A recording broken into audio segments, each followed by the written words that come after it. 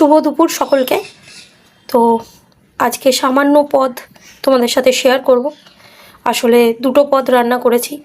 দুটো পদ রান্না করার কারণ হচ্ছে টেনশানে কিছু ভালো লাগছে না। আজকে সন্ধ্যাবেলা 7টা দিয়ে খেলা আছে, কে জিতবে। প্রে করছি যাতে ইন্ডিয়া জেতে।